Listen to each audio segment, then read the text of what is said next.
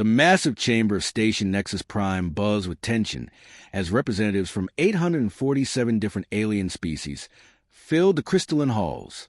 Some floated like glowing jellyfish.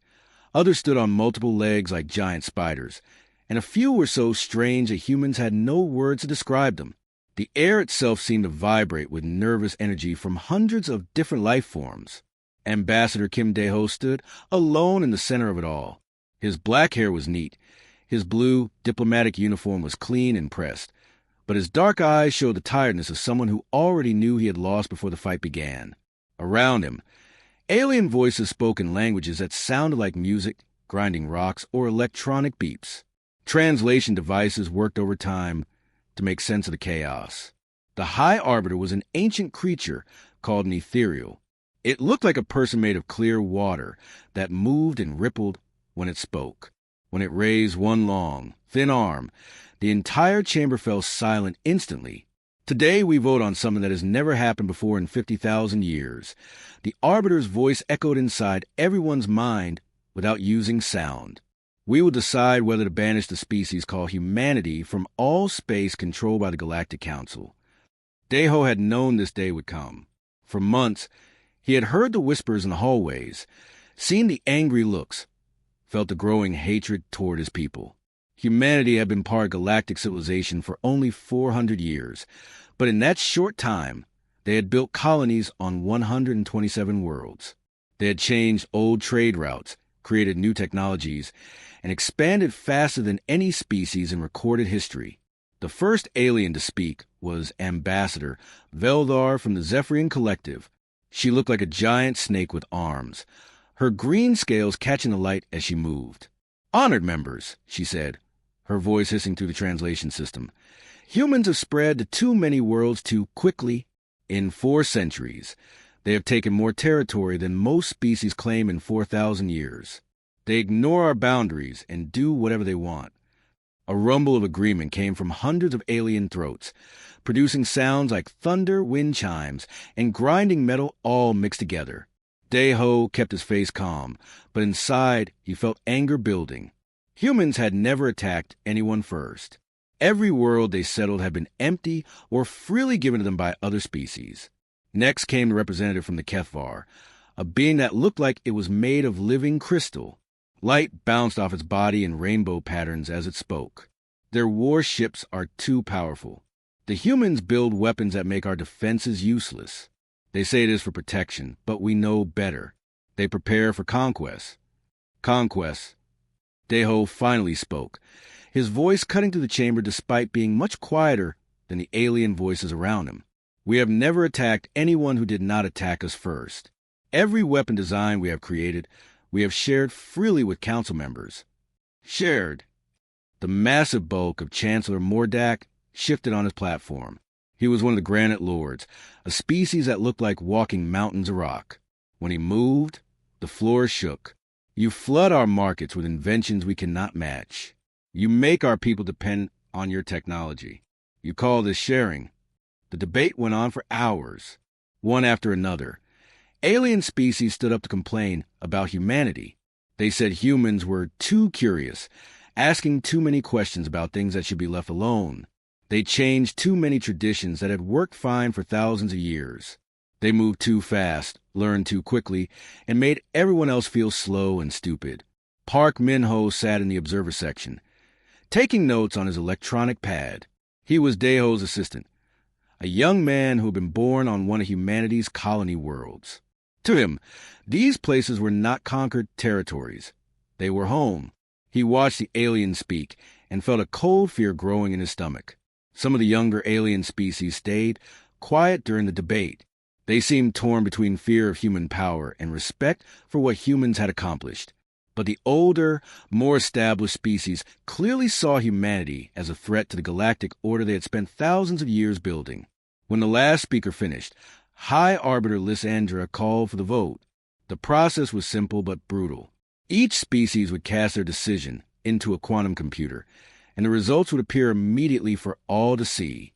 Dae-ho watched the central display as colors swirled and mixed. Green meant banishment, blue meant acceptance, white meant no decision.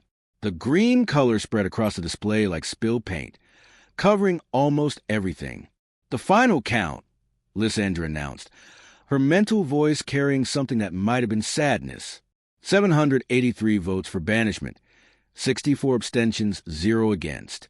The motion passes. The chamber exploded with noise.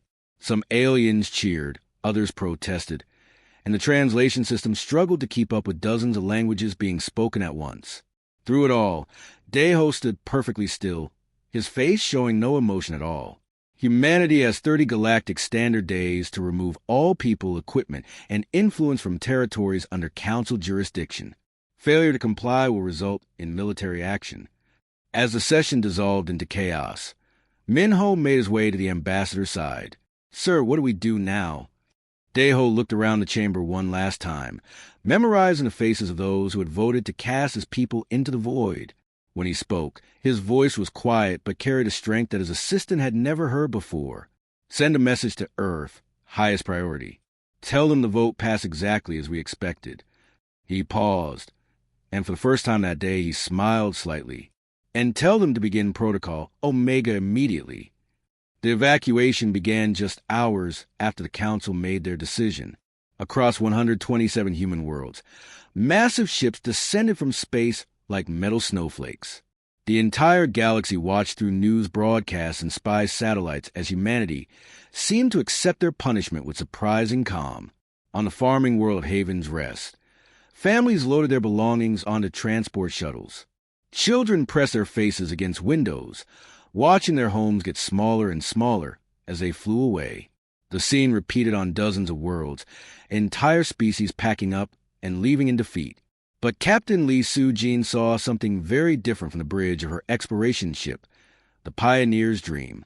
Her vessel floated at the edge of map space, its sensors watching the huge convoy of evacuation ships.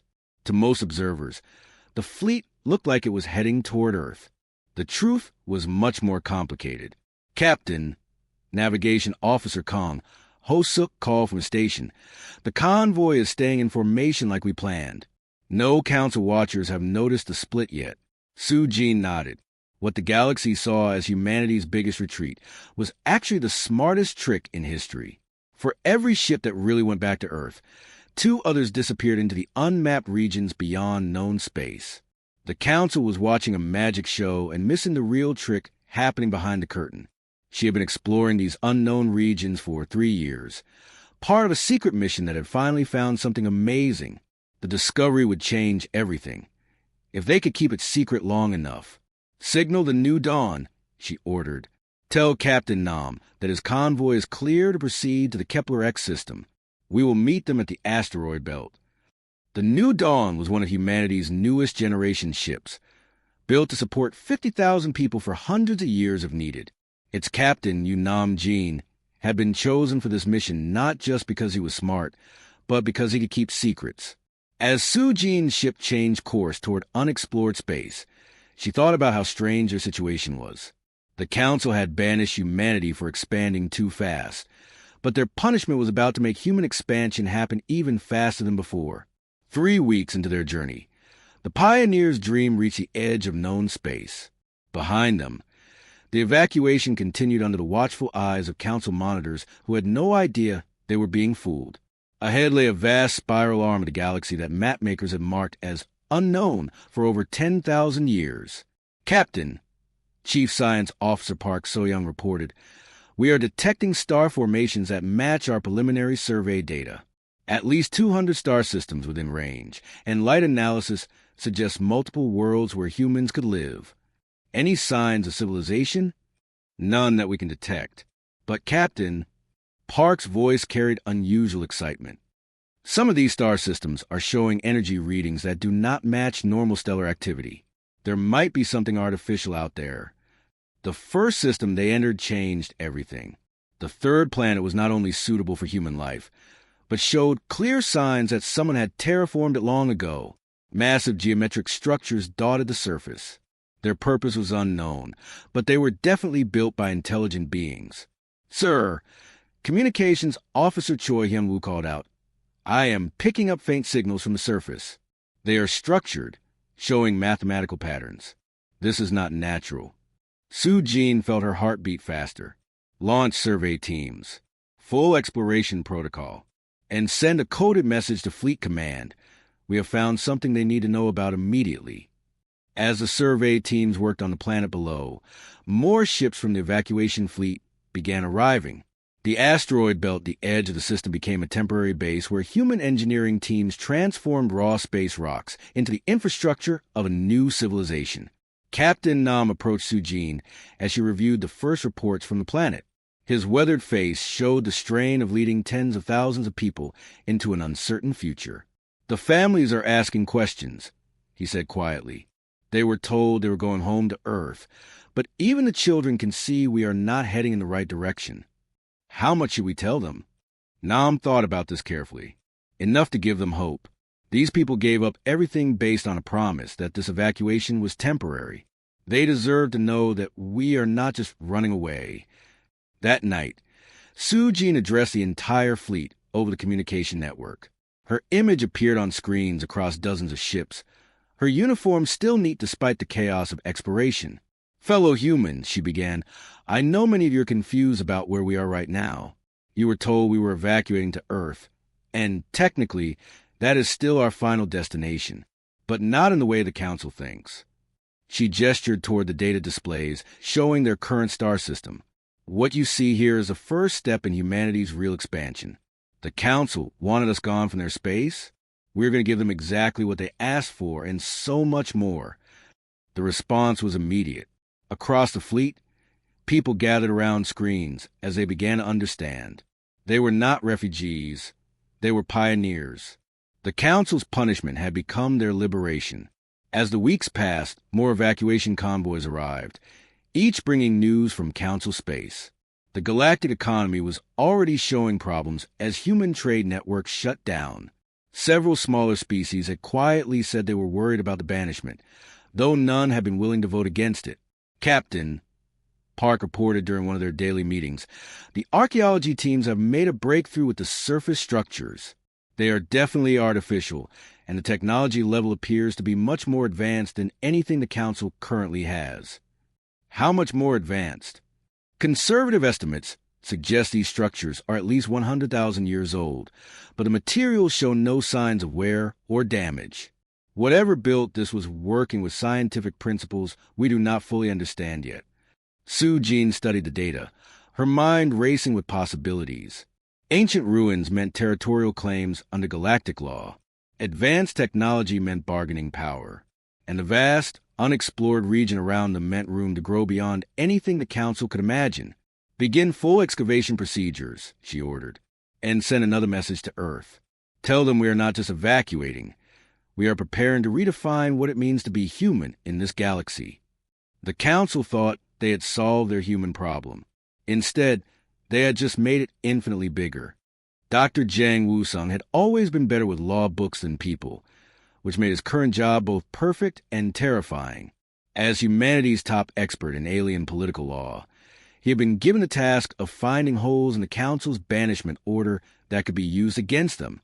What he had discovered would reshape the galaxy's power structure forever. His small office aboard the Generation ship New Horizon was packed with floating holographic displays showing legal documents in dozens of alien languages. The soft humming of the ship's engines provided background noise as he worked through his 15th hour of the day, surviving on coffee and determination. "The key phrase," he muttered to his assistant, Li DeYoung, "is territories under Council jurisdiction." The lawyers who wrote this were very careful with their words, and that careful wording is going to destroy them. DeYoung looked up from her own stack of legal cases. "How so, Doctor?" Wu Sung pointed to a particularly thick legal document floating in the holographic display. Galactic law recognizes 3 types of territorial claims. Council-administered space covers about 40% of the galaxy. Member state sovereign territory covers another 35%. And then there's a category everyone forgets about: precursor heritage zones. I have never heard of that. Most people have not. It is an ancient law that gives territorial rights to any species that can prove direct contact with precursor civilizations. The idea was that since precursors were more advanced than current galactic civilization, their artifacts are more important than all modern territorial claims. DeYoung's eyes widened as she began to understand. And the ruins Captain Lee found are definitely precursor origin. I have been comparing the archaeological data with the legal databases, and there is no question. These structures are older than the Council by at least 50,000 years, and the technology level exceeds anything in current galactic civilization. The implications were staggering. Not only were the human colonies beyond Council jurisdiction, but they had a legal claim to the entire spiral arm where the ruins were located, under precursor heritage law. Any species that discovered and successfully used precursor technology gained exclusive territorial rights to surrounding space. Doctor, DeYoung said carefully, if this is correct, then humanity does not just have the right to ignore the banishment. We have the right to claim sovereign territory larger than the entire Council space. That is exactly what we have. Wu Sung leaned back in his chair, allowing himself a rare smile. The Council wanted to banish us for aggressive expansion. Instead, they have given us the legal framework to become the galaxy's dominant territorial power. A soft chime indicated an incoming priority message. The holographic display shifted to show Captain Kim Tae-hoon of the archaeological vessel Discovery. His usually calm face showed cracks of excitement that he could not hide. Dr. Jang, you need to see this. The engineering teams have made a breakthrough with the precursor technology. The display shifted to show the interior of one of the ancient structures. Human technicians worked alongside sophisticated scanning equipment, their movements careful and respectful. At the center of the chamber stood a device that was hard to describe, a crystalline structure that seemed to bend light around itself. We have managed to activate one of the smaller devices. Tae-hoon continued. It appears to be some kind of matter compiler. It can change basic elements into complex materials with efficiency that should be impossible. Wu Sung felt his pulse quicken. Can it be copied? That is the beautiful part. It is teaching us how to copy it. The device appears to be designed as an educational tool. Every time we successfully connect with it, it unlocks additional technical information. DeYoung was rapidly taking notes. Doctor, if we can prove technological inheritance from precursor civilization, that makes our legal claim much stronger. More than that, Wu Sung replied. Under the Technology Heritage Clause, any species that successfully reverse engineers precursor technology gains automatic recognition as a successor civilization. That would give us equal standing with the Council itself. Over the following months, news from the archaeological sites continued to exceed expectations. The precursors had left behind not just buildings and devices, but an entire technological education system. Human scientists and engineers worked day and night to understand and copy technologies that made their current capabilities look primitive. Dr. Oh Sung-min, the expedition's lead physicist, sent regular reports that sounded like science fiction. Faster-than-light drives that required no exotic matter. Energy generation systems that operated at near-perfect efficiency. Materials that were stronger than anything in known space, yet could be made from common elements. The precursors did not just build advanced technology. Oh explained during one video conference. They built a civilization designed to teach other species how to reach their level. Every device we activate reveals new educational protocols. Wu Sung compiled all of this information into what he privately called the Liberation Document, a comprehensive legal brief that would simultaneously justify humanity's territorial claims and establish their right to technological independence from Council oversight. The most elegant part of the whole situation was that the Council had done this to themselves. By banishing humanity from their space, they had legally cut all obligations and restrictions that had previously applied to human expansion. The banishment decree, intended to limit human influence, had instead removed every legal barrier to unlimited growth. DeYoung, Wu Sung said as he put the finishing touches on his brief, prepare a sealed communication to Earth. Tell them that the Council's rules have not just become worthless, they have become our greatest weapon. He looked out the small window at the stars beyond, knowing that each point of light represented possibilities that the Council had accidentally handed to humanity. They had wanted humanity gone from their space. Soon, they would discover that humanity had not simply left. They had graduated to a higher level of existence entirely. The rules of the game were about to change, and humanity would be writing the new ones. The Council's carefully crafted banishment had become the key to their own obsolescence. 50 years had passed since the banishment, and the galaxy looked nothing like the one that had voted humanity into exile. In the shining halls of Station Nexus Prime, emergency meetings had become normal as the Council struggled with a reality they had never imagined possible. High Arbiter Lysandra floated in her crystal chamber, her see-through form showing signs of stress that would have been impossible in a physical being. Before her, holographic displays showed the current state of galactic civilization, and the picture was very troubling. Trade routes that had made money for thousands of years were now struggling. The fast, efficient human cargo networks had been replaced by slower, more expensive alternatives. Worse, mysterious ships had begun appearing at the edges of known space, offering advanced technology in exchange for rare materials. The economic reports all say the same thing. Chancellor Mordak of the Granite Lords rumbled, his massive rocky form causing his platform to shake with each word. Our total galactic production has dropped by 23% over the past 10 years. Species that were rich under human trade networks are now asking the Council for financial help. Ambassador Veldar of the Zephyrian Collective coiled nervously, her snake-like body showing her anxiety. More worrying are these ghost ships that have been spotted throughout the outer systems. They have no identification, but their technology is clearly decades ahead of our current capabilities. What do we know about them? Lysandra asked. Very little. They appear without warning, make their trades, and disappear back into uncharted space. The few species that have dealt with them describe technology that sounds remarkably familiar. The implication hung in the air like poison gas. The behavior patterns, the technological signatures, the efficient trading methods. Everything pointed to human origin. But according to all official records, humanity had retreated to their home system and stayed there. The chamber's attention turned as the main doors opened to admit an unexpected visitor. Ambassador Song Jina walked with confident steps across the vast floor, her diplomatic credentials displayed prominently. Behind her walked a small group of humans, their formal clothes contrasting sharply with the exotic forms of the council members. Honored arbiters. Jina's voice carried clearly through the chamber's sound systems. I am Ambassador Song Jina, representing the free territories of humanity. I come with an offer of mutual cooperation. The reaction was immediate. Mordak's platform creaked loudly as he shifted forward. The free territories? Humanity was banished to the Sol system.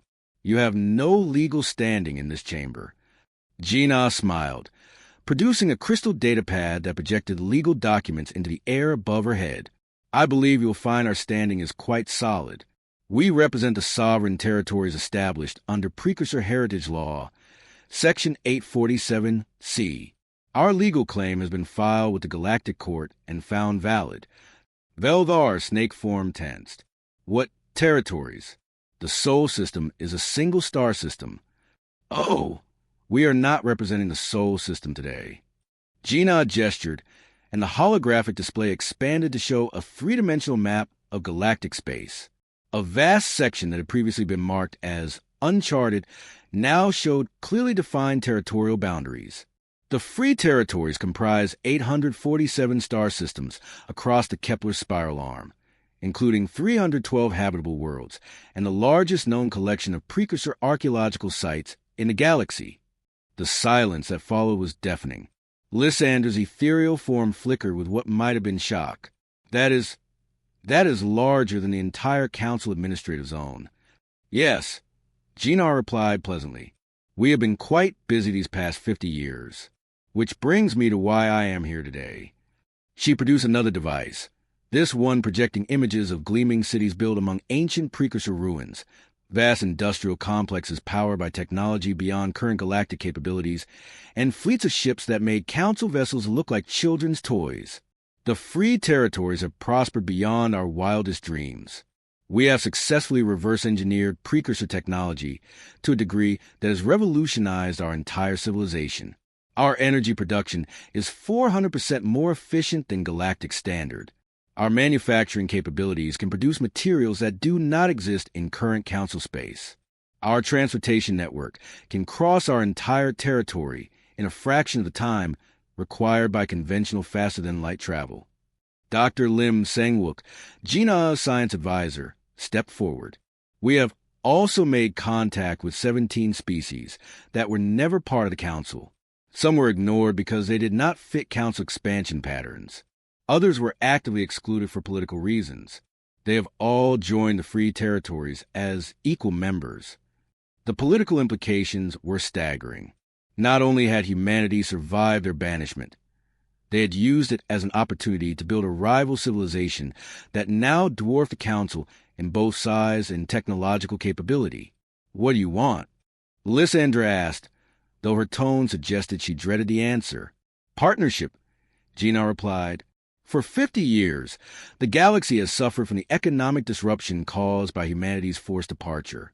Trade routes have collapsed, innovation has stagnated, and several member species have petitioned for relief from the Council's declining ability to provide services. She gestured to the holographic displays, which now show comparative economic data. The free territories are prepared to restore full trade relations, share our technological advances, and establish joint research programs. We can help rebuild the galactic economy to levels that exceed pre-banishment prosperity. And in return, Mordak's question came out as more of a growl. Recognition. Full diplomatic relations between the Council and the free territories as equal sovereign entities. Humanity returns to galactic civilization not as beggars seeking membership, but as partners offering cooperation.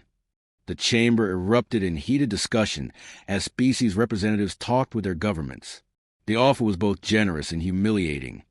Humanity was extending a hand to lift up the civilization that had cast them out, but only if that civilization admitted they were equals.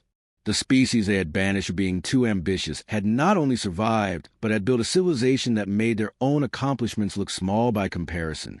The rules of galactic politics had indeed become worthless, because humanity had written new ones. The final confrontation came not in the council chambers, but in the vast observation deck of Station Nexus Prime, where Ambassador Song Jina stood watching the stars through a clear metal viewport. Behind her, High Arbiter Lysandra appeared in her characteristic shimmer of light and energy. You planned this from the beginning, Lysandra said, her telepathic voice carrying a note of what might have been respect. The evacuation, the exploration, the legal tricks, all of it. Gina did not turn around. We planned for possibilities. The vote could have gone either way, but we knew that eventually, the Council would see humanity as a threat to the way things had always been done. We simply prepared for the most likely outcome. And now you have returned to offer us partnership as equals. There was bitter irony in the Arbiter's tone. The same species we banished for being too ambitious is now in a position to tell the galaxy's oldest civilization what to do. Not tell, Gina corrected. Negotiate. There's a big difference. The observation deck's doors opened to let in a small group of council representatives, led by Chancellor Mordak. The massive Granite Lord's footsteps echoed through the chamber as he approached like a walking earthquake. The council has reached a decision about your proposal, he announced without any pleasantries. We are prepared to accept diplomatic relations with the free territories, but under our established protocols for associate membership.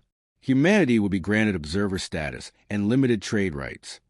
Gina finally turned around, her expression politely interested. Observer status? How generous. And what would the free territories offer in exchange for this limited recognition? Access to council markets and protection of our established legal frameworks, Veldar interjected, her snake form coiled with obvious tension. Surely you recognize the value of legitimacy within the galactic community. Legitimacy. Gina repeated the word as if tasting something bad. Let me make sure I understand.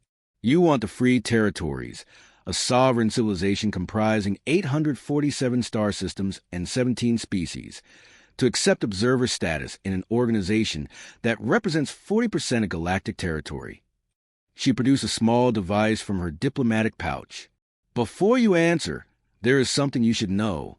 This morning, the Altair Confederation, the Rigel Commercial Alliance, and the Outer Rim Coalition all formally withdrew their membership from the Council.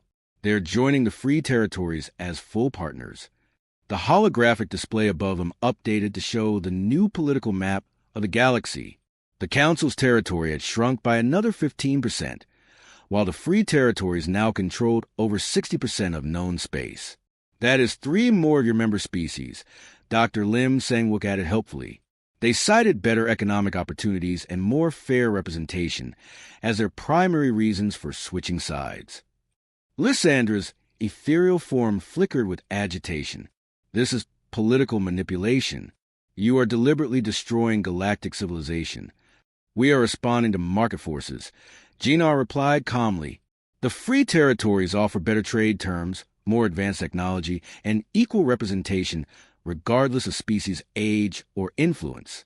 If that is destroying your system, perhaps you should examine why your members find our alternative more attractive. Chancellor Mordak's platform groaned as he shifted his massive weight. What are your actual terms? Gina smiled, producing an elegant document case.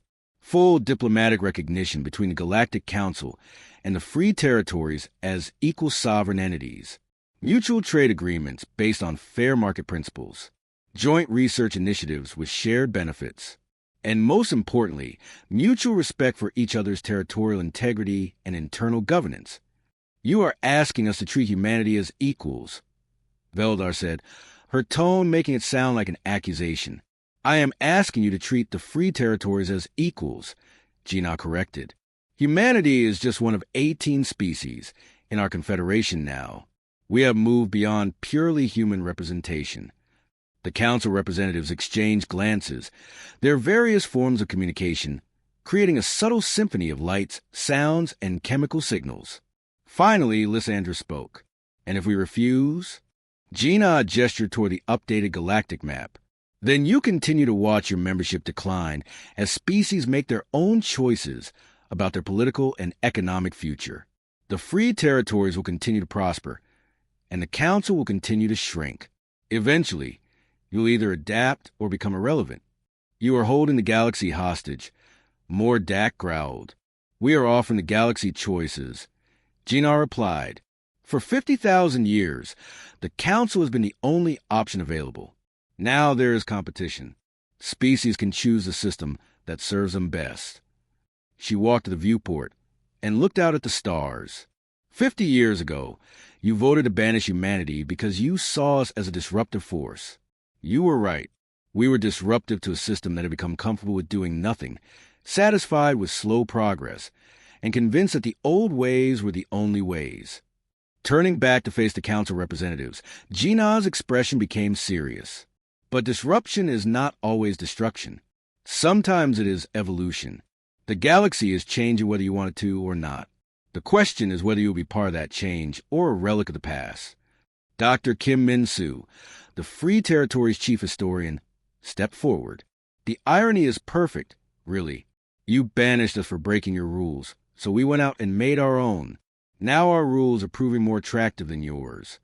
She placed the document case on the observation deck's central table. The partnership agreement is in there. Full terms, mutual benefits, equal recognition. You have 48 hours to decide whether you want to join the galaxy's future or remain trapped in its past. As the Council representatives filed out to think about their decision, Lysandra remained behind. Her ethereal form had become more solid-looking. You won, she said simply. We all won, Gina replied. The Free Territories prove that there's more than one way to organize galactic civilization. If the Council accepts our partnership, both systems will benefit from competition and cooperation. And if we had never banished humanity, Gina considered this, then we probably would have remained a disruptive minority within your system, pushing for changes from the inside. The banishment forced us to innovate on our own terms. In a strange way, you did us a favor. The vote to banish Earth had passed, but it had also passed a future to those willing to embrace it. The Council's rules had become worthless the moment humanity decided to stop playing by them and write better ones instead.